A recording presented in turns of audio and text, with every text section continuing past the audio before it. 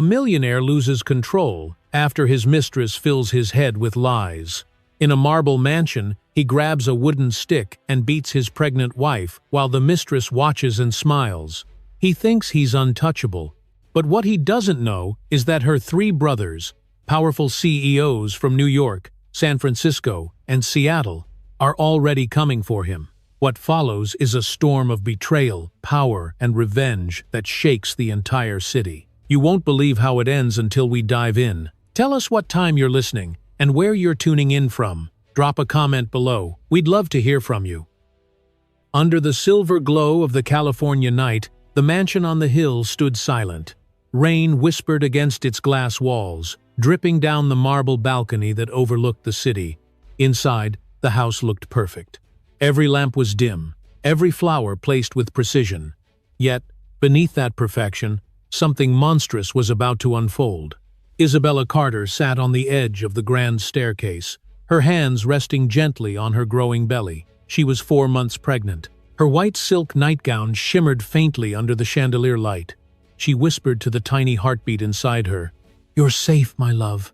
Mommy's here." She had spent the whole afternoon preparing a quiet dinner for her husband, Edward Kane, the millionaire investor whose name graced magazines and business channels. But the man who was once her dream had turned into her nightmare. The clock struck 10. The rain grew heavier. The moment the front door slammed open, Isabella flinched. Edward stumbled in, his black suit soaked, his breath thick with alcohol. His tie hung loose, his eyes wild and bloodshot. "Where were you tonight?" he demanded. His voice echoed through the marble hall. Isabella rose slowly, her hand on the railing for balance. "At home, Edward. I've been waiting for you. Dinner's still warm." He laughed bitterly, throwing his coat across the floor. "Liar. Vanessa told me everything." His words cut like glass. "You think you can make a fool out of me?" Her heart froze. Vanessa Moore, the mistress. The woman who had slithered into their lives months ago, whispering poison into Edward's ear, twisting every truth until love turned into suspicion. Isabella shook her head desperately. "She's lying. Please, Edward. She wants to destroy us." Edward's face twisted. He stepped closer, the scent of whiskey heavy between them. "Don't you dare say her name like that. Edward, you're drunk. Let's talk tomorrow. Please, our baby."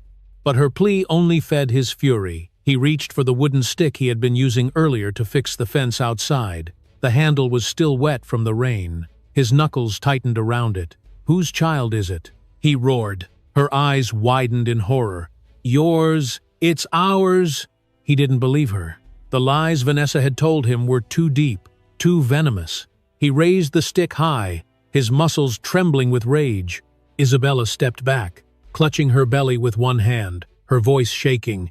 "Edward, please, don't do this. Not in front of our child." The stick came down with brutal force. A sharp crack echoed across the hall as the blow struck her shoulder. Pain burst through her body. She cried out, stumbling onto the cold marble. Her hand reached instinctively to protect her stomach. Tears blurred her vision. "Please, stop. Edward, you're hurting the baby." He didn't hear her. Or maybe he didn't care. The second strike landed against her back. The third caught her arm as she tried to shield herself. Each blow fell heavier, faster, fueled by a blind fury that no reason could calm. "Confess," he shouted. "Say it's not mine." Her voice broke between sobs. "It is yours, Edward. I love you. Please stop." But love meant nothing to the man standing before her now. His veins bulged, his face twisted into something unrecognizable. He lifted the stick again, his shadow stretching long and monstrous across the walls. When the next hit landed, Isabella's scream tore through the mansion. It was raw, primal, the sound of both pain and betrayal. The chandelier above swayed slightly from the echo. Somewhere outside, a dog barked. A neighbor paused, hearing the noise, but the rain drowned it. Isabella's knees buckled. She collapsed onto the floor, her cheek pressed against the cold marble. Blood smeared beneath her lips. She tried to crawl backward, gasping for breath. "Please, Edward, the baby, please!" Her words reached him, but they didn't pierce through the fog of rage. He stood over her, breathing heavily, the stick trembling in his hand. For a brief second, something human flickered in his eyes. Then it vanished. He swung again. The final blow hit her side. she fell still. The house went silent except for the storm outside. The rain against the windows sounded almost like applause, mocking the violence that had just unfolded inside. Edward dropped the stick, panting, staring at the motionless woman at his feet. Her nightgown was torn, stained with red. Her long brown hair spread across the marble like a halo gone dark. "You'll regret lying to me," he muttered, voice shaking. He turned and stumbled toward the liquor cabinet, pouring another drink with trembling hands. Isabella's vision faded in and out. Her breathing was shallow, her skin cold. Somewhere deep inside, she whispered to her baby, her words barely audible. "Stay with me. Please, little one. Stay strong." Her eyelids fluttered. The chandelier lights above blurred into halos. She thought she saw movement at the doorway. A shadow. Maybe the neighbor who had come to check. Then everything went black. Minutes later, sirens wailed in the distance. Red and blue lights reflected through the rain, splashing across the mansion walls. A neighbor stood outside, phone in hand, trembling as she pointed toward the house. Paramedics rushed in, their shoes slipping on the wet marble as they reached the woman lying motionless on the floor. "She's pregnant," one shouted. "We need to move now." They lifted Isabella carefully onto the stretcher. Her pulse was weak. Blood streaked her neck, her arms, her gown. One paramedic placed an oxygen mask over her face. "Stay with us, ma'am. Stay with us." Yan. Outside, the ambulance doors slammed shut. The sirens screamed as the vehicle tore down the flooded streets toward Los Angeles Memorial Hospital. Inside, Isabella's hand twitched faintly. Her fingers still curved protectively over her belly. The paramedic glanced at the monitor. The baby's heartbeat flickered weakly but steady. Back at the mansion, Edward stood alone in the living room, surrounded by shattered glass and the faint scent of blood and rain. His reflection stared back at him from the window, hollow-eyed and shaking. He didn't follow the ambulance. He didn't call anyone. He just poured another drink and whispered to the storm, "She deserved it." Outside, thunder rolled. But what Edward Kane didn't know was that the call made by one terrified neighbor had already set in motion a chain of events that would destroy everything he had built. 3 men, thousands of miles away, would soon learn what he had done. And when they arrived, their vengeance would shake the world. The rain had slowed to a drizzle by the time the ambulance reached Los Angeles Memorial Hospital. Its sirens pierced the quiet night, echoing against the white concrete walls of the emergency wing. Inside, under the harsh fluorescent light, Isabella Carter drifted in and out of consciousness. Every bump of the road sent waves of pain through her body. Her breathing was shallow, her skin cold and slick with sweat. The oxygen mask fogged with every desperate inhale. A paramedic leaned over her, checking her pulse, his voice urgent. "Her pressure's dropping. We need a trauma room right now." The double doors burst open as they wheeled her inside. Nurses hurried alongside, shouting codes and instructions. "She's pregnant. 4 months. Domestic assault," one called out. The words felt distant to Isabella, as if someone else's story was being told. She tried to speak, but her throat burned. The only sound that escaped her lips was a whisper, "My baby. Please save my baby." They transferred her to a clean white bed surrounded by machines. The steady beeping of a heart monitor filled the room, mixing with the muffled storm outside. A doctor entered, his gray-streaked hair damp from the rain, his face calm but focused. His name tag read Dr. Ethan Brooks. He glanced at the monitors and then at Isabella's bruised body. "Get me a fetal Doppler," he ordered quickly, "and prepare for an ultrasound. We need to check the heartbeat." "You." As the nurse spread gel across Isabella's abdomen, the room fell silent. The screen flickered with static, then showed the faint rhythm of life. A tiny pulse fluttered. "We have a heartbeat," the nurse said, her voice soft with relief. Ethan exhaled slowly. "Good. Let's keep it that way." Isabella's eyes opened for a brief second. She saw the doctor's face, calm and kind. His voice reached her like an anchor in the storm. "You're safe now. Rest. We're taking care of you." She wanted to thank him, but the darkness pulled her under again. Outside the emergency room, the rain-soaked street reflected the flashing red lights. Police officers gathered near the ambulance, taking statements from the neighbor who had called 911. Her hands shook as she spoke. I heard screams, a man yelling, then silence. She didn't answer when I knocked. The officer nodded grimly. You did the right thing. We'll need a statement later. 1. Inside the hospital, whispers spread among the night staff. That's Isabella Carter, one nurse murmured to another. The wife of Edward Kane, the other gasped.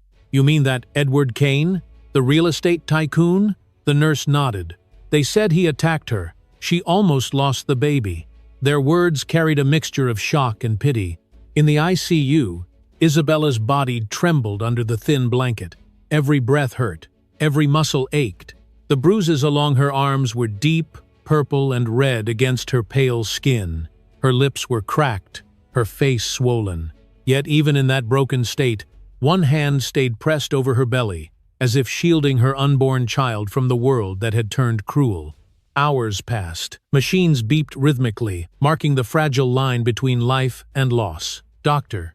Brooks checked her vitals again and whispered to a nurse, She's stable for now, but we'll need to monitor for internal bleeding. The nurse nodded. Should we notify family? He paused, flipping through her chart. No emergency contacts listed, only her husband. His eyes darkened for a moment. We'll hold off on that.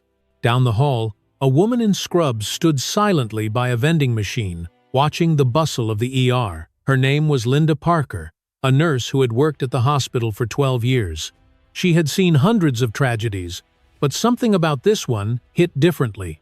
Maybe it was the way the young woman clutched her stomach even in unconsciousness. Maybe it was the bruises that told a story no one should ever have to live. Linda hesitated for a moment, then made a decision. She reached for her phone and discreetly pressed record through the small window of the trauma room. The image captured the IV lines, the bruises, the faint beeping monitor, and the doctor whispering, "Stay with us, Isabella." Linda didn't know it yet, but that recording would later become the piece of truth that changed everything. By dawn, the storm had passed. The hospital corridors were washed in pale light. The city outside began to stir, unaware of the quiet war that had just begun inside those walls. Isabella woke briefly, her eyelids fluttering open. The first thing she saw was the white ceiling. The second was the soft reflection of herself in the glass panel beside the bed. Her lips quivered as the memories returned. The stick, the blows, the sound of Edward's voice shouting her name like a curse. Her pulse spiked. "No," she whispered. "Please, no more." A nurse rushed to her side. "You're safe, Mrs. Carter. You're in the hospital. Try not to move." Isabella turned her head weakly. "The baby?" The nurse smiled gently. "Your baby's heartbeat is strong." Tears welled in Isabella's eyes. She tried to speak but only managed a hoarse thank you. Relief mixed with exhaustion. Her body trembled, but inside her, a tiny flicker of strength began to stir. At that same moment, miles away, Edward Kane sat in his penthouse with Vanessa Moore. The morning sun spilled through the glass windows, reflecting off the golden liquor in his glass. Vanessa curled beside him, her red lips twisted in amusement. "So, did she finally learn her place?" she asked, her tone cold. Edward didn't answer right away. He stared out at the city skyline, his reflection a hollow shell of triumph and guilt. "She'll never leave me," he muttered. "She's too weak." Vanessa laughed softly. "Weak women don't survive beatings like that, Edward. You might be surprised." She stood, wrapping a silk robe around her, and kissed him on the cheek. "But don't worry. If she ever talks, I'll make sure no one believes her." Back at the hospital, Dr. Brooks entered Isabella's room again. He checked her reviewed her chart, then looked at her gently. "You're lucky to be alive," he said quietly. "If the neighbor hadn't called, you and the baby might not have made it." Her voice trembled. "He tried to kill me." Ethan nodded solemnly. "I know, and I'm going to document everything. You'll need protection." As he left the room, Linda Parker appeared beside him. "Doctor," she whispered, holding up her phone. "I recorded part of the treatment. It shows her condition when she arrived. It could be important evidence if this goes to court." Ethan hesitated, then nodded. "Keep it safe. We'll need the truth when the time comes." The camera of her phone caught one last image as Linda tucked it away. Isabella's pale hand resting over her stomach, the faint monitor beeping beside her. Life was still there, fragile but unbroken.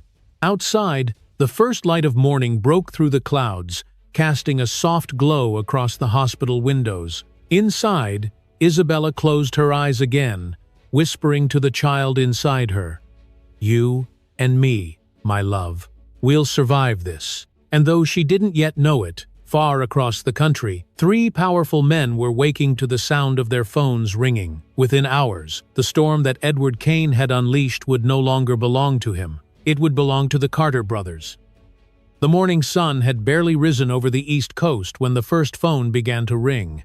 Inside a corner office overlooking Manhattan, Robert Carter was reviewing real estate contracts when his assistant burst in, her face pale. "Sir, it's urgent. The hospital in Los Angeles is calling." Robert's brow furrowed. Few things rattled him. As CEO of one of the nation's largest real estate empires, he was used to late-night emergencies, but something in her voice made his pulse quicken. He grabbed the phone. "This is Robert Carter." A nurse's voice came through, soft but trembling. "Mr. Carter, your sister Isabella has been admitted to Los Angeles Memorial Hospital. She's in critical condition. She was the victim of an assault." The world seemed to stop. Papers slipped from his hands. "An assault?" he repeated slowly. "Yes, sir. She's stable now, but she suffered significant injuries. We're monitoring both her and the baby." For a moment, Robert couldn't speak. He pressed a hand to his forehead, trying to process what he had just heard. Then his voice hardened. "Who did this to her?" There was silence on the line, then a quiet answer. "Her husband, Mr. Edward Kane." The name hit him like a blow. His fingers curled around the phone. The image of Isabella smiling at her wedding flashed through his mind. Her white dress flowing in the garden light, Edward's hand around hers. That image shattered in an instant. "Tell the doctor to keep her safe," Robert said, his voice now a command. "We'll be there within hours." He ended the call and stood frozen for a brief second, his reflection staring back from the window, calm, sharp, dangerous. Then he turned to his assistant.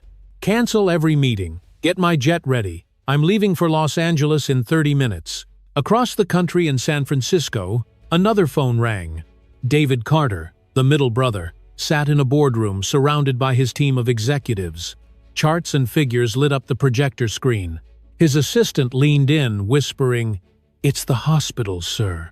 About your sister." He excused himself and stepped into the hallway. "This is David Carter." The same nurse's voice spoke carefully, almost afraid of his reaction. "Mr. Carter, Isabella has been hospitalized. She's stable, but she was attacked by her husband." David's jaw tightened. "Attacked?" "She suffered multiple contusions and nearly lost her child.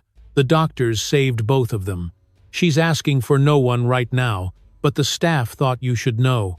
David closed his eyes briefly, gripping the phone until his knuckles turned white. He had always been the logical one, the strategist who believed every problem could be solved with calm planning.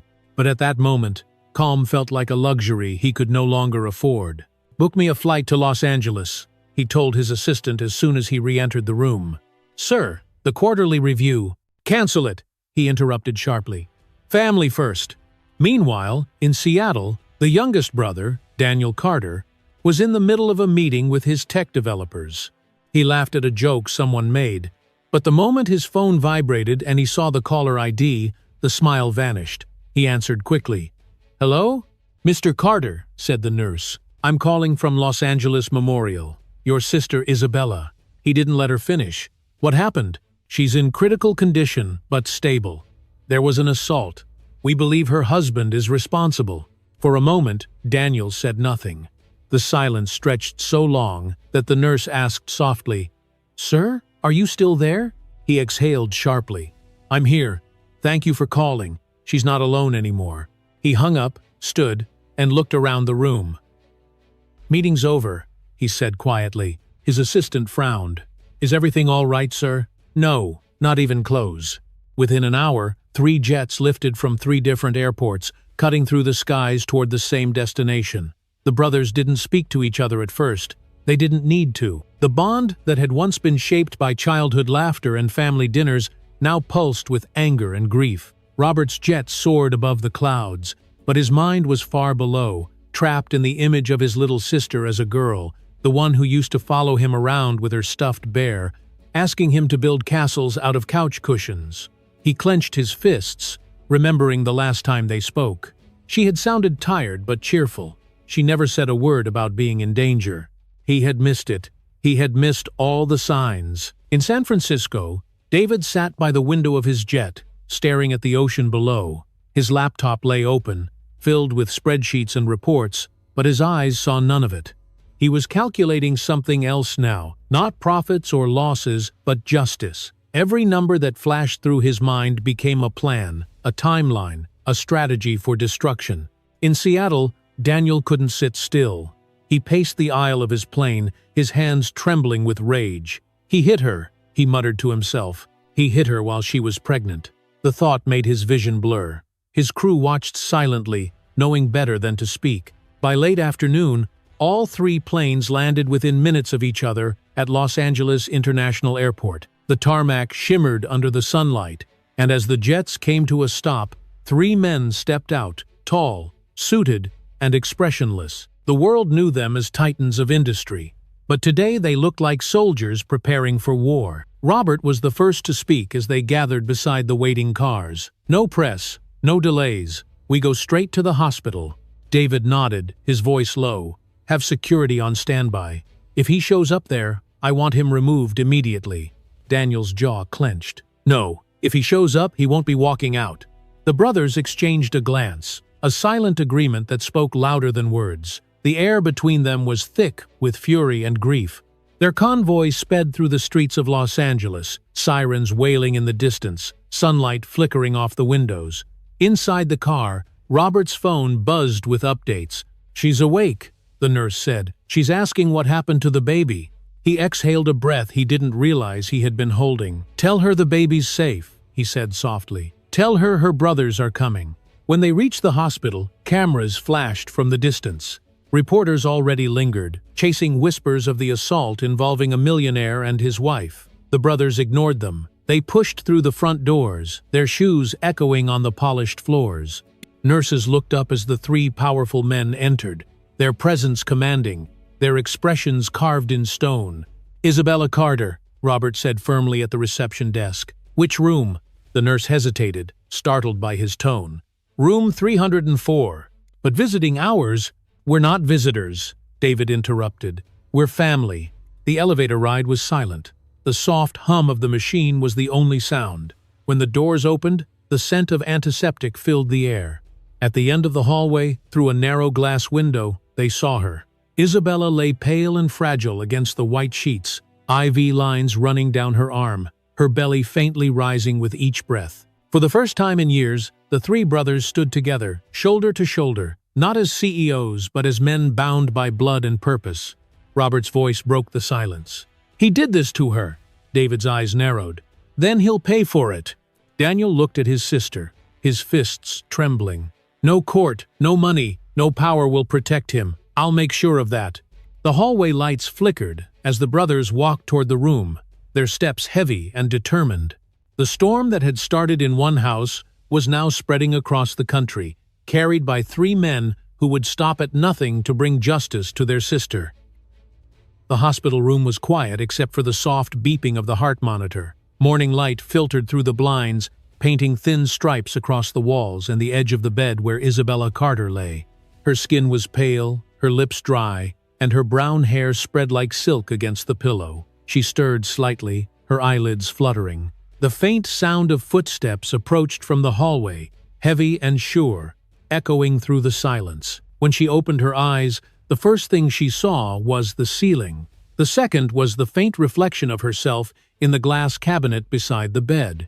Her heart ached as memories rushed back. The blows, the shouting, the stick in Edward's hands, the pain that shot through her belly, the sound of her own scream. Her chest tightened. She turned her head weakly toward the window, as if the world outside could offer a reason to keep breathing. Her hand moved to her stomach, trembling but protective. "You're still here," she whispered. "Please be here." A gentle knock broke the stillness. The door opened slowly, and three tall figures stepped into the room. For a moment, Isabella thought she was dreaming. Then her eyes widened in disbelief. "Robert," she breathed. Her oldest brother crossed the room in 3 long strides. His normally composed face was tight with emotion. He reached her bedside, his voice low but trembling. "I'm here, Bella." David followed, his gray eyes steady but glassy with grief. "We came as soon as we heard," he said quietly. Behind them, Daniel stood frozen in the doorway. His fists were clenched, his jaw trembling, as if the sight before him were too much to bear. Then he moved closer, dropping to his knees beside the bed. He took her bruised hand in both of his. "Who did this to you?" he asked, though he already knew the answer. Isabella's lips parted, but no sound came out. Tears welled in her eyes. She wanted to speak, to explain, but the words were too heavy. Finally, she whispered the name that burned her throat. "Edward." Daniel's knuckles went white. "I'll kill him." Robert's voice cut sharply through the air. "You won't. Not yet." He turned toward the window, his reflection rigid against the sunlight. "We do this the right way. We do it smart." David placed a hand on Daniel's shoulder. "He's right. We'll handle him, but we need to make sure she and the baby are safe first."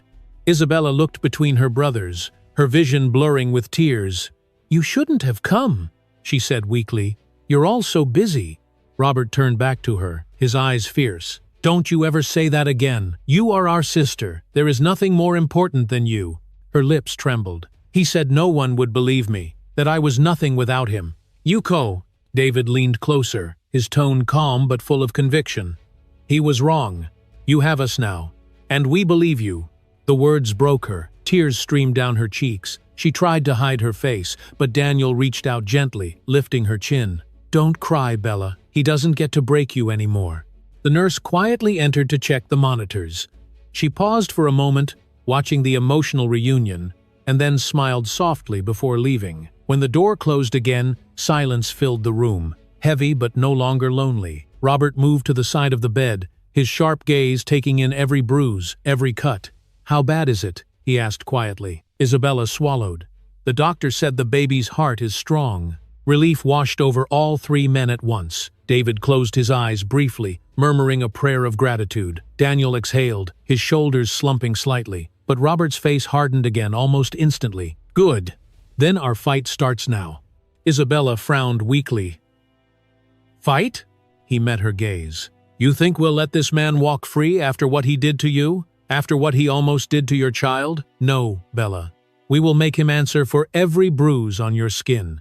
Her breath hitched. She wanted to tell them to stop, to let it go, but deep down she knew they were right. Edward Kane wasn't going to stop until he destroyed her completely. She needed her brothers more than she had ever admitted. David pulled a chair close and sat beside her, opening his tablet. "I've already started looking into his companies. He's been moving money into offshore accounts. There are irregularities that could tie him to fraud." Robert nodded approvingly.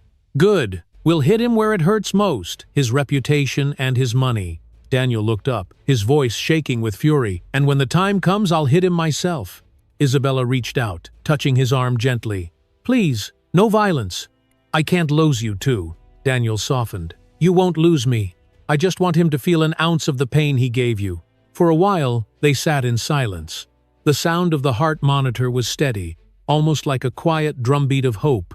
Isabella closed her eyes, exhaustion pulling at her. Robert watched her breathing slow, his mind racing. "She's terrified," David said softly. "We have to move fast before he tries anything else." Robert's voice was low but steady. "He already lost control once. That means he'll do it again. We'll make sure she's guarded. Private security, 24 hours. Daniel nodded. "And if he comes here, I'll handle him personally." The oldest brother turned toward him, his tone sharp. "You'll do nothing without my command." Daniel glared, but didn't argue. Beneath their anger lay a shared wound, a collective ache that words couldn't heal. When Isabella stirred again, she looked stronger. "Are you really staying?" she asked softly. Robert leaned in. "We're not leaving until this is over." Her lips trembled into a faint smile. "You always said I was the family's heart. I guess now it's broken." He squeezed her hand gently. "Then we'll fix it together." David stood, gathering his things. "I'll meet with the doctor. We need copies of every medical record and photograph. We'll need proof when this goes to court." Robert nodded, his voice calm but deadly serious. "And I'll call our lawyers. By tonight, Edward Kane won't know what's coming." Daniel remained by her side. "Sleep, Bella. You're safe now." As her eyes closed, a single tear slid down her cheek. For the first time since that terrible night, she believed him. The fear still lingered, but beneath it, something stronger had begun to take root, the belief that justice was coming. Outside the window, the city buzzed with life, unaware that inside one quiet hospital room, 3 powerful men had made a silent vow. The vow was simple: protect her, expose him, end this. And as the brothers stood together in the fading light of afternoon, the unspoken fire in their eyes promised that this story was far from over. The hospital lobby was unusually crowded that afternoon. Sunlight poured through the glass walls, but the air felt heavy, tense, as if the building itself knew what was coming. Upstairs, in room 304, Isabella Carter sat upright in her bed. Her face was pale, but her eyes were clearer than they had been in days. Beside her, the steady rhythm of the heart monitor reminded her that life, fragile but stubborn, still pulsed inside her and within her unborn child. Her brothers were nearby. Robert stood near the window, arms crossed, staring out at the city below. David sat at the small table with his laptop open, speaking quietly with their legal team. Daniel leaned against the wall, restless, his fists tightening and loosening as if holding back a storm. The room smelled faintly of antiseptic and flowers. Then the nurse appeared at the door, her expression uneasy. "Mr. Carter," she said hesitantly, looking at Robert. "There are 2 visitors here to see Mrs. Carter." Robert's eyes narrowed. "Who?" The nurse hesitated. "Her husband and another woman. He insists on seeing her." The air froze. Daniel straightened immediately, his jaw locking. "He's here?" David rose from his chair, closing the laptop with deliberate calm. "We told security to keep him out." "I tried to stop him," the nurse said nervously, "but he's already in the hallway." Before Robert could respond, the door burst open. Edward Kane stepped in, dressed in a crisp white shirt and dark trousers, his expensive shoes clicking against the floor. His expression was smug, confident, as if nothing had happened. His arm was casually draped around Vanessa Moore, who wore a tight red dress and a cruel smile. The room fell silent except for the soft beep of the monitor. Isabella froze. Her heart lurched painfully. She clutched the blanket tighter around her as fear crawled through her body. "Why are you here?" she whispered. Edward smirked. "To finish what you started." Daniel moved forward instantly, his voice sharp and furious. "One more step toward her and I'll put you through that wall." Robert raised a hand, stopping him, though his own expression was ice cold. "You're not welcome here, Kane. Leave before I have you escorted out." Edward ignored him, his gaze fixed on Isabella. "You look better than I expected. Shame the pity act didn't keep you down longer." He tossed a folded set of papers onto the bed. "You're going to sign these. It's the least you can do after embarrassing me." Isabella stared at the papers, her hands trembling. "What is this?" "Divorce papers," Edward said flatly. "You'll get nothing. Not the house, not the accounts, not even the car. And I'll be filing for full custody of the baby." The words cut through her like glass. She shook her head slowly, disbelief and terror mixing in her voice. "You can't take my child from me." Vanessa stepped closer, her perfume sickly sweet, her tone mocking. "Oh, he can. The courts love fathers with money and power. You'll be lucky if you get visitation." That was enough to break Daniel's restraint. He lunged forward, fury in every step, but David caught him by the arm, pulling him back. "Not here," David hissed. "He wants you to lose control." Edward chuckled, watching the exchange. "What's the matter? The mighty Carters can't handle a few papers?" Robert finally turned from the window. His calm voice carried the weight of command. "You've made a mistake, Edward. You came here thinking you still have power. You don't. You're standing in a hospital you nearly turned into a morgue." Edward's smirk faded for a brief moment, replaced by a flash of guilt that he quickly buried. "She's exaggerating. She's always been dramatic." "Dramatic?" Robert repeated quietly. He stepped closer, his voice deepening with every word. "You beat a pregnant woman with a stick. You left her bleeding on the floor. If not for the neighbor who called 911, you'd be facing a murder charge right now. And you have the audacity to walk into this hospital and call her dramatic?" Edward's mouth tightened, but Vanessa broke the tension with a sharp laugh. "Oh, please. She probably tripped or threw herself around to get attention. You people act like she's some saint." "No." Isabella's eyes filled with tears, but she refused to look away. "I didn't throw myself anywhere," she said softly. "You told him lies about me. You destroyed everything." Vanessa tilted her head mockingly. You destroyed it yourself, sweetheart. Maybe if you had been more exciting, he wouldn't have needed me. Daniel couldn't hold back anymore. He stepped forward and slammed his fist against the wall beside the door, the sound echoing through the room like a gunshot. Get out before I forget who I am. Edward flinched but tried to keep his composure. You think you can intimidate me? I'll ruin all of you. Every company, every deal your family touches, I'll make sure it burns.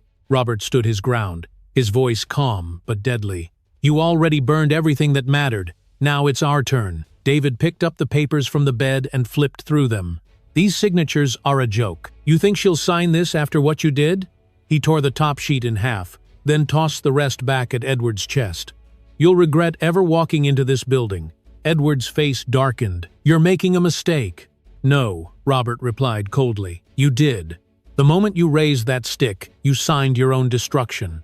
Vanessa's laughter faltered as she glanced at the brothers surrounding Isabella. Their calm felt dangerous, calculated. She tugged at Edward's sleeve. Let's go, she whispered. They're not worth it. Edward hesitated, glaring at Isabella one last time. This isn't over. Robert stepped forward, his tone final. You're right, it's not. But next time, it won't be us visiting the hospital. It'll be you sitting in a courtroom with your empire collapsing around you. Edward's jaw tightened. Without another word, he turned and stormed out, Vanessa following close behind, her heels clicking against the tile. The door slammed shut behind them. Silence filled the room again. The tension hung thick until Daniel finally exhaled, shaking his head. I swear, if he ever touches her again, Robert interrupted quietly. He won't. From now on, we protect her with everything we have. Isabella's shoulders trembled. He's never going to stop, she whispered. He'll try something else. David walked over to her bedside, his expression steady. Then we'll be ready. You're not alone anymore. Robert nodded. This was his first move. Now it's our turn. The brothers stood side by side, their silhouettes framed by the fading light through the blind. In the corner, the monitor continued its steady rhythm, a quiet reminder that despite everything, Isabella and her child were still fighting. Outside the hospital window, the city glowed in the dusk. But inside that room, the quiet promise of revenge burned brighter than any light in Los Angeles. The following afternoon carried an uneasy calm. The storm had passed, but tension lingered in every shadow of Los Angeles Memorial Hospital. Inside room 304, the air felt heavy, like a secret waiting to be revealed. Isabella Carter sat upright in her bed, her eyes fixed on the vase of lilies that had arrived that morning. Their white petals looked too pure for the room that had witnessed so much fear. A small card rested beside them. It said only one word, forgive. Her heart tightened. She didn't need to wonder who had sent them. She already knew, Edward. The nurse entered quietly to check her for. Beautiful flowers, she said with a polite smile. Isabella nodded weakly but didn't answer. Her mind was spinning. Since the confrontation the day before, her brothers had kept a tight watch on her, making sure Edward and Vanessa stayed away. Yet somehow, he had found a way to reach her again. Outside the room, Robert was speaking with a security guard. No one comes in without clearance. Not even family, he instructed. David was pacing the hallway, phone pressed to his ear. He was calling the lawyers, gathering every document, every report. Daniel leaned against the far wall, arms crossed, his expression carved from fury. When Robert returned, Isabella tried to sound calm. He sent the flowers. Robert glanced at the vase, then at her pale face. Did anyone deliver them in person? She shook her head. They just appeared this morning. The nurse said a courier dropped them off. Daniel moved to the bedside and picked up the card. His jaw clenched as he read the single word. Forgive, he repeated bitterly. Forgive? After what he did? He threw the card into the trash. He's playing with you. David entered then, closing his phone. He's trying to manipulate her. This is what abusers do. They switch from rage to regret, to pull control back. Isabella stared at the flowers, her voice trembling. Maybe he's sorry. Maybe he finally realized what he's done. Robert's tone was gentle but firm.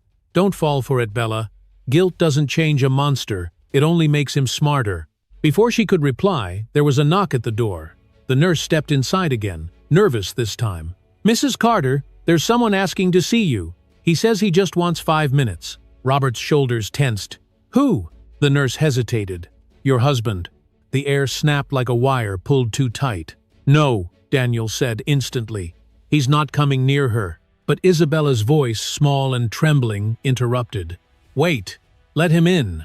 All three brothers turned toward her, disbelief flashing in their eyes. Robert spoke first. You can't be serious. I just want to hear what he has to say, she whispered.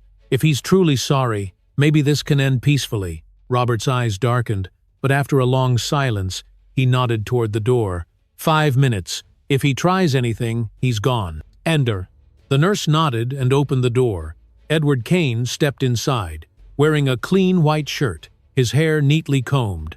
He looked almost like the man Isabella had once loved. He held no arrogance this time. Instead, he carried another bouquet, roses this time, and a manila envelope under his arm.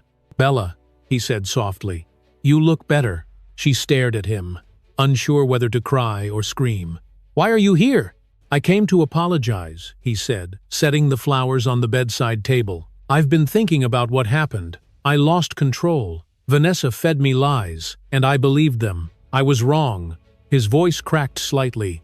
Please, forgive me. I just want my family back. Daniel let out a low growl from across the room, but Robert raised a hand to silence him.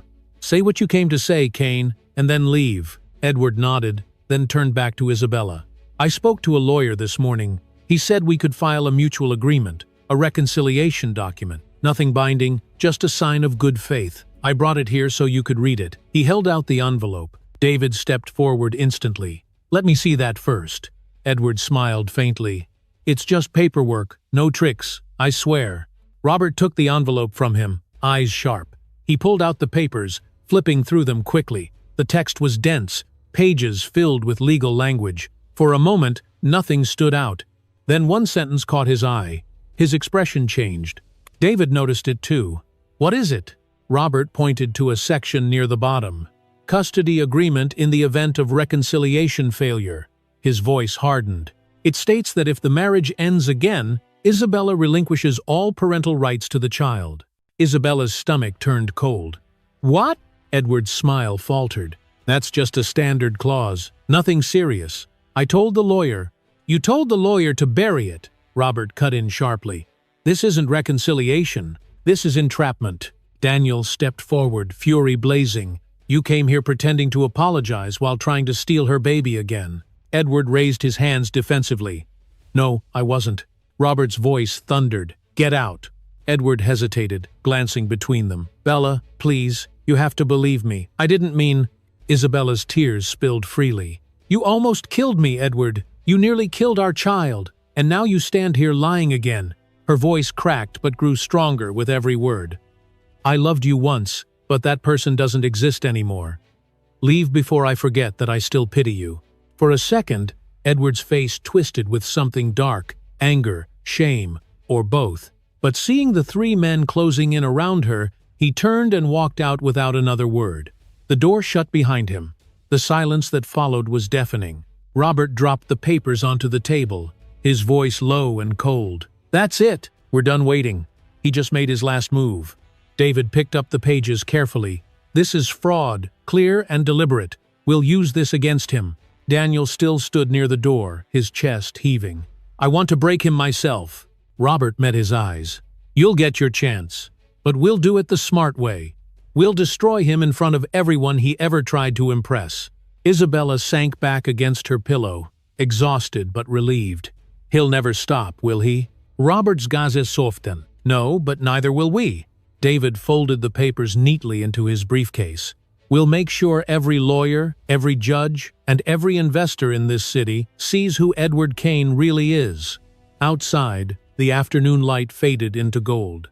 The shadows stretched across the hospital floor as if foreshadowing the storm that was about to break. For Isabella, that moment was the first time in months she felt something close to safety. The fear hadn't disappeared, but it was no longer hers alone. It now belonged to her brothers too, and together, they would make Edward Kane regret the day he ever raised a hand against her. Night fell over Los Angeles like a warning. The hospital lights glowed softly against the skyline, casting long reflections on the wet pavement below. Inside, in the quiet of room 304, Isabella Carter watched the city flicker beyond the glass window. Her body still ached, but something had changed.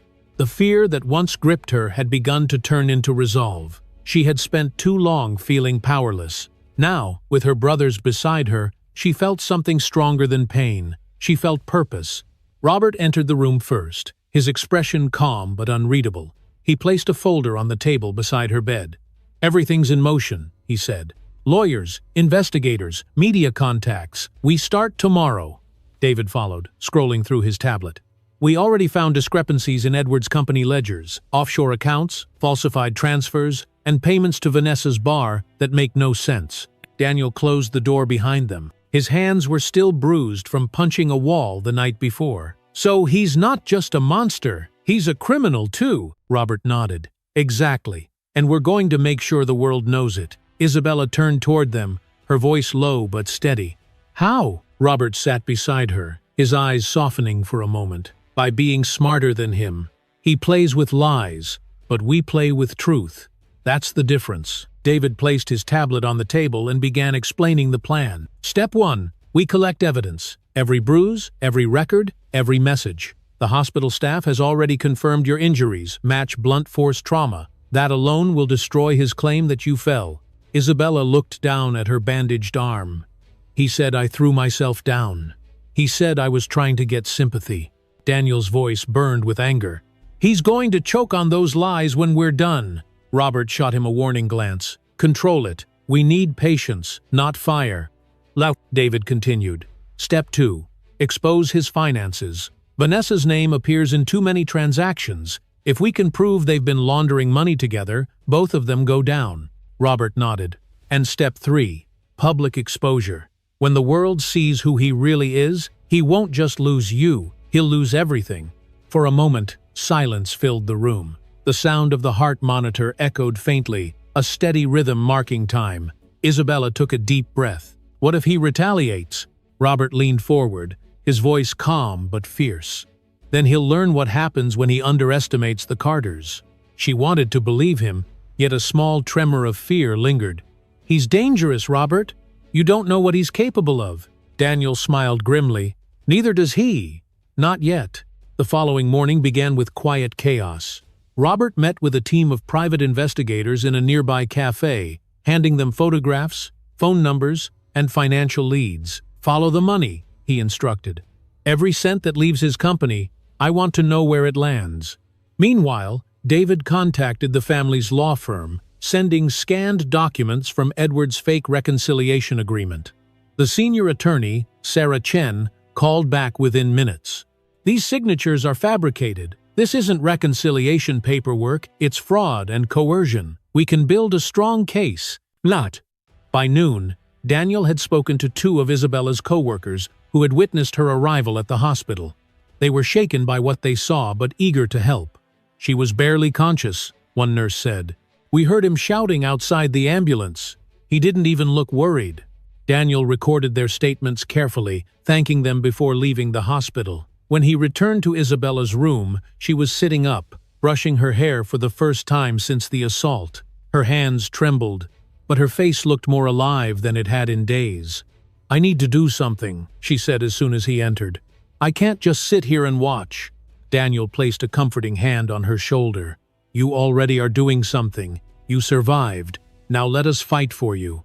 She shook her head. "No, I want to speak.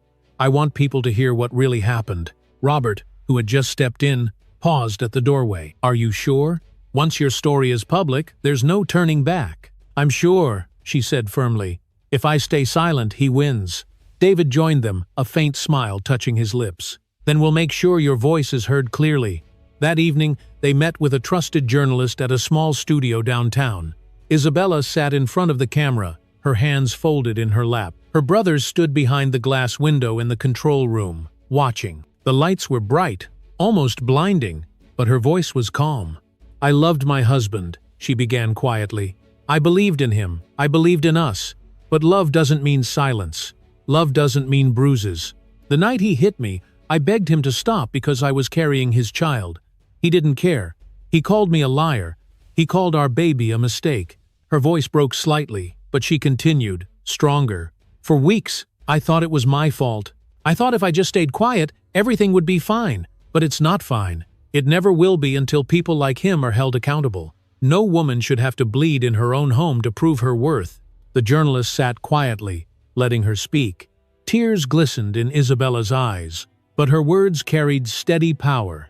I'm not here for revenge. I'm here for justice. For every woman who's been told to hide her pain.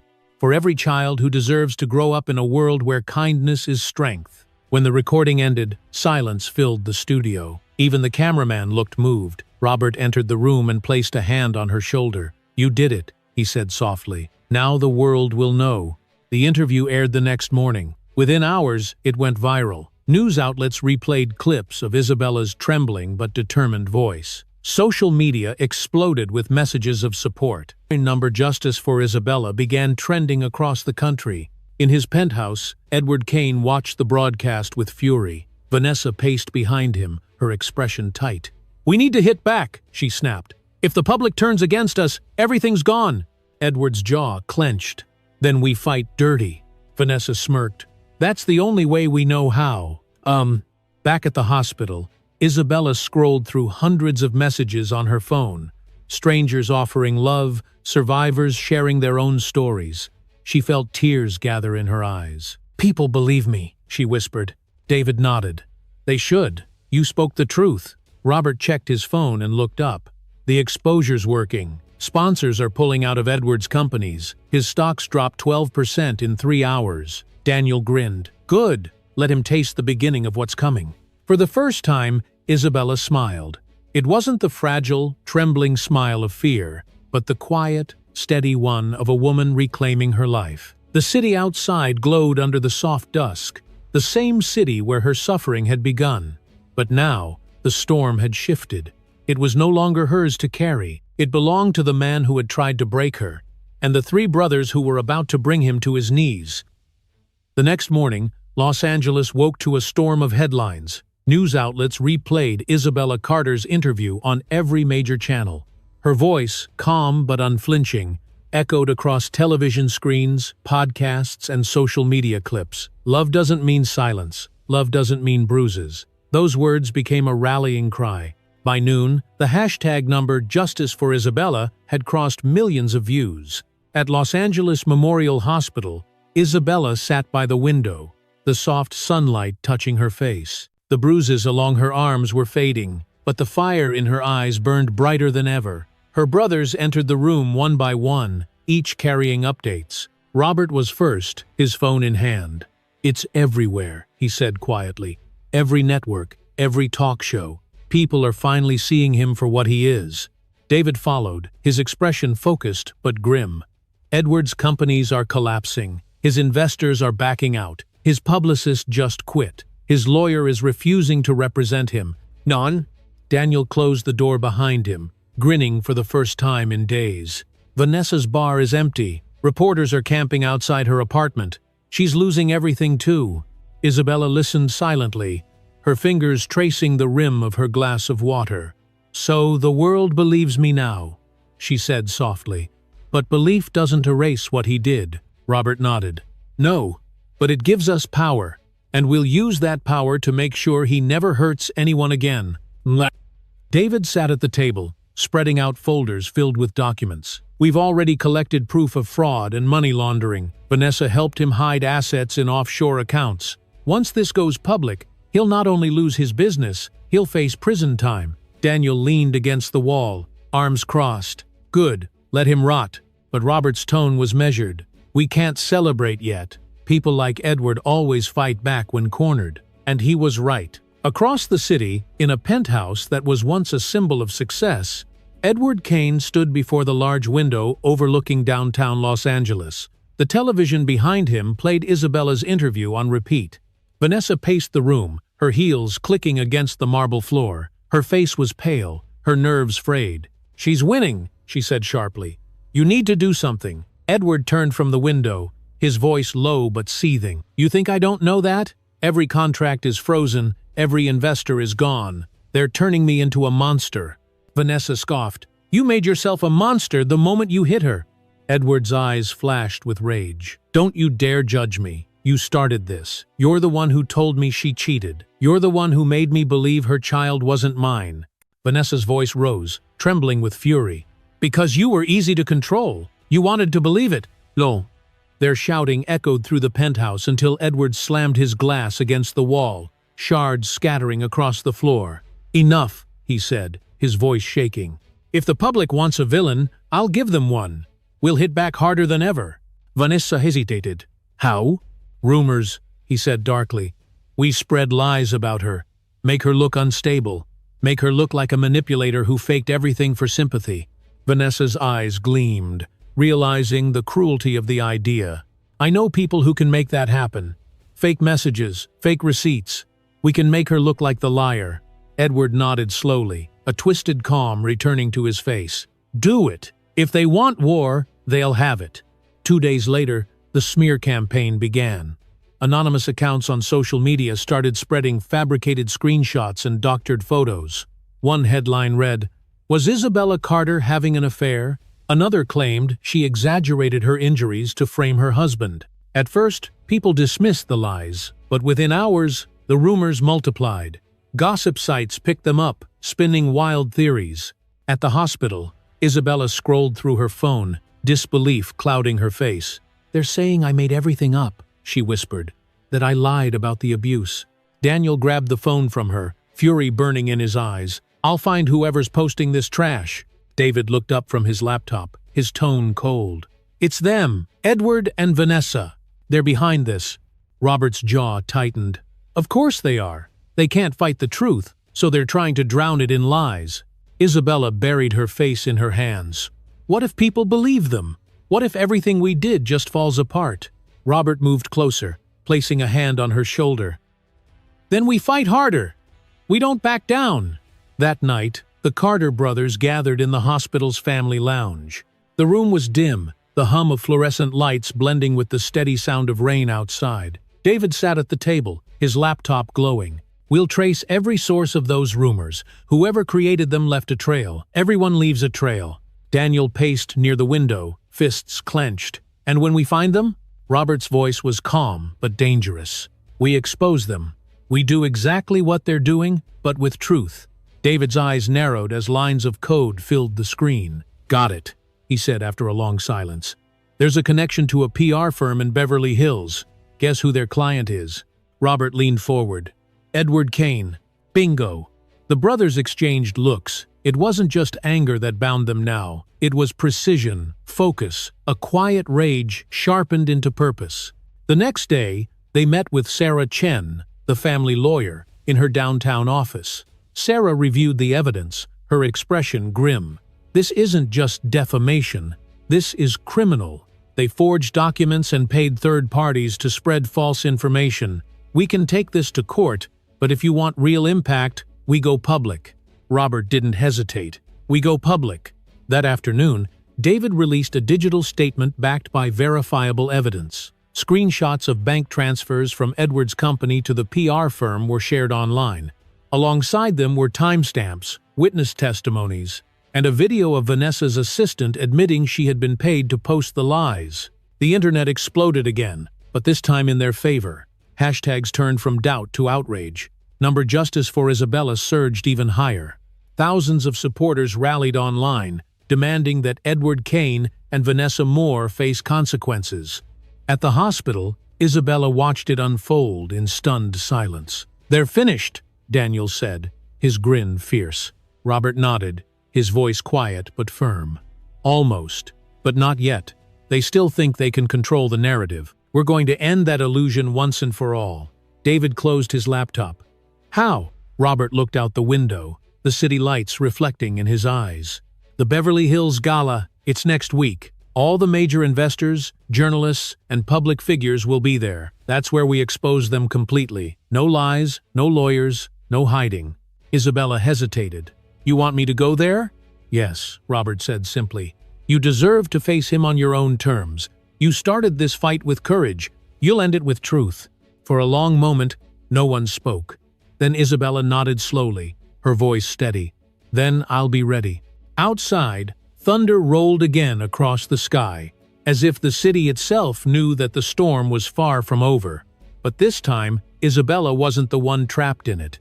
This time, she was walking straight into it, ready to end everything that Edward Kane and Vanessa Moore had started. The night of the Beverly Hills Gala arrived with dazzling lights and cameras flashing across the marble steps of the Grand Orion Hotel. Luxury cars lined the entrance. Photographers shouted names, guests smiled for the press, and the soft murmur of music drifted from the ballroom. To the world outside, it looked like an evening of elegance and celebration. But for the Carter family, it was a battlefield. Inside a sleek black car parked by the curb, Isabella Carter took a deep breath. She wore a long navy dress that shimmered softly under the streetlights. Her bruises had faded to faint marks, but she didn't hide them. They were proof of survival. Her hair was pinned in a loose wave, and her hand rested protectively on her small baby bump. Robert sat beside her in a dark suit, adjusting his tie with quiet precision. David was in the front seat, scrolling through messages on his phone, confirming the press coverage and timing. Daniel leaned forward from the back, his eyes fixed on the glowing entrance ahead. Robert looked at his sister. "You're sure about this?" Isabella nodded. "Yes, I want them to see me. I want them to see the truth." David turned back from the front seat. "Once we walk in, everything will move quickly. The press is already inside. They think you're attending as a guest, not as the story." Daniel smirked. "They won't be thinking that for long." The car door opened. Flashbulbs erupted instantly. Reporters gasped as Isabella stepped out. For weeks, her face had filled headlines, but no one expected to see her standing there, graceful and composed, walking into the same world that had once worshipped Edward Kane. The whispers spread through the crowd like fire. Inside the ballroom, chandeliers glittered like stars above polished floors. Music played softly, but tension thickened the air as people began to notice the Carters' arrival. Edward was already there, dressed in an immaculate black tuxedo. Vanessa stood beside him, radiant in a gold gown, smiling for cameras. But when Edward turned and saw Isabella across the room, the smile froze on his face. He whispered sharply to Vanessa, "What is she doing here?" Vanessa's smirk faltered. "I don't know. Maybe she's here to beg for sympathy again." Edward forced a thin smile and took her arm. "Then let's make sure she regrets showing up." Ugh. At the other end of the ballroom, Robert guided Isabella through the crowd, with David and Daniel close behind. They looked like a wall of calm power. A few journalists approached hesitantly, their microphones trembling slightly. "Mrs. Carter, what brings you here tonight?" one asked. Isabella paused, her gaze steady. "Truth," she said simply. "I'm here for the truth." That single sentence sent murmurs rippling through the audience. As dinner ended, the host took the stage, inviting sponsors to make announcements. Edward's name was called next. He stepped up confidently, taking the microphone with practiced charm. "Good evening," he began smoothly. "I'd like to thank everyone for your continued support during these difficult times. There have been misunderstandings, but tonight I want to remind you all that reputation and truth are not always the same thing." He smiled faintly, glancing in Isabella's direction. "Sometimes people say things to destroy what they can't have." Vanessa clapped politely from her seat. The audience shifted uncomfortably. Some believed him. Others looked toward Isabella, who sat silently at her table, her expression calm. Then Robert rose. "Excuse me," he said, his voice cutting through the air. "Before you continue your speech, I think the room deserves to hear from the woman you're talking about." The ballroom fell silent. Edward froze mid-sentence. Cameras turned. Reporters raised their phones. Isabella stood. Her heart pounded, but her voice was steady. "Thank you, Robert." She walked slowly toward the stage, her heels clicking softly against the marble floor. Every step seemed to echo louder than the last. Edward forced a laugh. "This isn't the time or place, Isabella. It's the perfect time," she said calmly, "because this is where you built your lies. Right here, among these people." Gasps rippled through the crowd. Edward tried to keep his composure. "You've embarrassed yourself enough. Please leave before." "Before what?" she interrupted. "Before you hit me again?" The words struck like lightning. The ballroom erupted into whispers. Edward's face turned pale. Isabella stepped up onto the stage beside him. "You told the world I lied. You said I hurt myself for attention. You paid people to spread false stories about me. But tonight, I brought proof. She turned to the back of the room, where David signaled the technician. Within seconds, the giant screen behind them lit up. A series of documents appeared. Bank transfers, emails, and recordings of Vanessa's assistant confessing to fabricating evidence. Gasps filled the air. Vanessa's eyes widened. "Turn that off!" she shouted, rushing toward the stage. But Robert and Daniel intercepted her. Daniel's voice was low and fierce. "Touch her, and you'll regret it." "No." On the stage, Isabella continued, her voice rising above the chaos. "I believed in love. I believed in forgiveness. But what Edward and Vanessa did wasn't love. It was control, cruelty, and lies. They wanted to silence me. But not tonight." The crowd began to murmur again, anger replacing confusion. Reporters lifted cameras, flashes exploding across the ballroom. Vanessa tried to shout over the noise. "She's lying! She's manipulating you all!" Then a new voice echoed through the microphone. It was a woman from the back of the room, stepping forward under the spotlight. "No, she's not." The crowd turned. It was Marisol Vega, Vanessa's former assistant. She walked confidently toward the stage, holding a folder of her own. "I worked for Vanessa. I helped forge those documents. I watched her laugh while destroying an innocent woman's life." Vanessa froze. "Marisol, don't you dare." Marisol ignored her. "I stayed quiet because I was scared. But not anymore." She handed the folder to Robert, who lifted it for the cameras to see. "Here's the original evidence, unaltered. It proves every lie they told." The ballroom exploded into chaos. Reporters shouted questions. Guests turned on Edward and Vanessa with disgust. Security began moving forward. Edward tried to defend himself, but his voice cracked. "You don't understand. This is a setup." Robert's voice thundered from the side. "The only setup is the one you built, and tonight it collapses." Police officers entered moments later, guided by David's prior call. The crowd watched as Edward and Vanessa were approached by two officers. Vanessa screamed, trying to pull away, but the cuffs clicked around her wrists. Edward stood frozen, his face drained of color. Isabella stepped closer, her voice low but firm. "You once told me I was nothing without you, but look at you now." Edward's jaw tightened. "You'll regret this." "Oh." She shook her head. "No, I already did." As they were led out through the crowd, cameras followed every step. Applause began softly at first, then grew louder, echoing through the ballroom like thunder. Isabella stood beneath the bright lights, tears in her eyes but a smile on her lips. Robert approached and placed a protective arm around her shoulders. David and Daniel joined them, their faces calm but proud. "It's over," Robert said quietly. Isabella nodded. "No, it's just justice." Emser, outside, the night sky shimmered with city lights, but the brightest light was inside, the truth that had finally been set free. The dawn after the gala was quiet. The storm of flashing cameras and shouting reporters had faded into a calm that felt unreal. The headlines, however, had not. Every newspaper, every network, every trending post carried the same story. Millionaire Edward Kane and his mistress Vanessa Moore arrested after public exposure at Beverly Hills Gala. The world that had once adored them now turned away in disgust. Inside Los Angeles Memorial Hospital, sunlight streamed through the windows of a private maternity suite.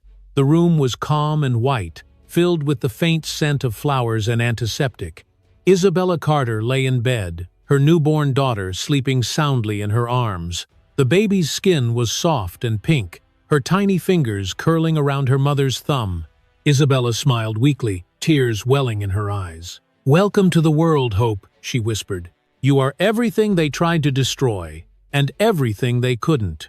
Robert entered first, followed by David and Daniel. They stopped at the doorway for a moment, silent, watching her. The exhaustion on their faces was softened by pride and relief. Robert spoke first. "She's beautiful," he said quietly. Isabella looked up, smiling. "She looks like Mom." David stepped closer, gazing at the baby. "She's already stronger than any of us were," he said softly. "Born into chaos, but perfectly calm." Daniel laughed under his breath. "She's a Carter. She doesn't know how to quit." The family stood together around the hospital bed. For the first time in months, there was no fear, no shouting, no threats, only peace. Isabella gently rocked the baby in her arms. "I can't believe it's finally over," she said. Robert's voice was calm but firm. "It's over for him, but for you, it's just beginning." She met his eyes. "Do you think he'll ever understand what he's done?" Robert shook his head slowly. "Men like Edward don't understand. They just lose. And he's lost everything." David placed a hand on her shoulder. "He's already been charged with multiple counts of domestic abuse, fraud, and coercion. His bail was denied. Vanessa made a deal to testify in exchange for a lighter sentence, but it won't save her reputation. The entire city knows the truth now." Isabella nodded, her gaze drifting to the window. "I thought I wanted revenge, but standing there last night, watching him being taken away, I just felt sad. Sad that love could become something so cruel." Robert sat at the edge of her bed. "It's not your fault. You gave him every chance to be better. He chose destruction." Daniel leaned against the wall, his arms crossed. "He chose to hit a pregnant woman. He gets no sympathy from me." David smiled faintly. "You always were the hothead," Daniel shrugged. "Maybe, but if I had been there that night, he never would have lifted that stick." Isabella looked at her brothers, her eyes glistening. "You all came when I needed you most. I'll never forget that. Hope will grow up, knowing what real men are." Robert reached for the baby, holding her gently. "She'll grow up in a world where her mother fought back and won. That's what she'll know." For a while, they simply stood in silence, watching the infant sleep. Outside, the morning city moved as usual. But inside that small room, time seemed to pause. Later that afternoon, a soft knock came at the door. A familiar face appeared, Dr. Ethan Brooks. He smiled warmly as he entered. "You two are quite the miracle," he said. "How are you feeling?" "Tired," Isabella admitted. "But happy." He nodded. "Your vitals look good, and Hope is perfectly healthy. You both made it through the worst." He glanced toward Robert and her brothers. "I've seen many families fall apart after something like this. But you all stood together. That's rare." Robert nodded. "Family doesn't break." Ethan turned back to Isabella. "There's something else. The hospital administration is planning to host a charity event next month focused on supporting victims of domestic violence. They want you to speak if you're ready." Isabella's eyes widened slightly. "Me? You've already inspired millions," Ethan said. "Your story changed laws. The governor is proposing stricter penalties for domestic abusers after seeing what you endured. You've given people hope." Isabella looked down at her daughter. "That's her name," she said softly. "Hope." Ethan smiled. "Then it's perfect." After he left, David leaned against the wall, smiling. "You realize you're about to become a national figure, right? People are calling you the woman who fought back." Isabella laughed softly. "I don't want fame. I just want peace." "Lee." Robert looked at her. "Then peace is what you'll have. But don't forget, you've already given a voice to thousands who never had one. That's bigger than any of us." As the day faded into evening, Isabella asked the nurse to lower the lights. The room dimmed, leaving only the soft glow of the city outside. She hummed quietly to the baby, the melody gentle and familiar. Robert, David, and Daniel lingered by the window, talking in low voices about the future. Daniel finally broke the silence. "You think she'll ever trust someone again?" Robert looked at his sister. "In time, but she doesn't need to rush. Healing isn't about forgetting. It's about remembering who you are after the pain." David nodded. "And she's stronger now than she's ever been." As they prepared to leave for the night, Isabella whispered, "Stay for a while longer." So they did. The four of them sat together in the quiet, watching Hope sleep. The rhythmic sound of her breathing filled the room like a promise. Outside, in a jail cell across town, Edward Kane sat alone. The suit that once made him look powerful now hung loosely around his shoulders. Reporters' voices echoed faintly from a nearby television. Every mention of Isabella's name was a reminder of everything he had destroyed. He covered his face with his hands, but the darkness inside him offered no comfort. Back in the hospital, Isabella pressed a kiss to her daughter's forehead. "You'll grow up in light," she whispered, "not in fear." "One." Robert stood and kissed his sister's forehead. "Rest. You've done enough fighting." As he turned to leave, Isabella's voice stopped him. "Robert." He turned. "Thank you for not giving up on me." He smiled. "You never gave up on yourself. We just helped you remember who you were." Hours later, the hospital fell into deep silence. The city lights shimmered through the blinds, painting soft patterns across the floor. Isabella slept with hope resting on her chest. Somewhere beyond the walls, a new day was already beginning. But inside that room, the story had already ended. Not with pain, not with revenge, but with redemption. For Isabella Carter, the nightmare was over. The man who tried to break her was gone. The brothers who saved her stood strong beside her. And in her arms, the tiny heartbeat of her daughter whispered the one truth that outlasts every wound. Love survives.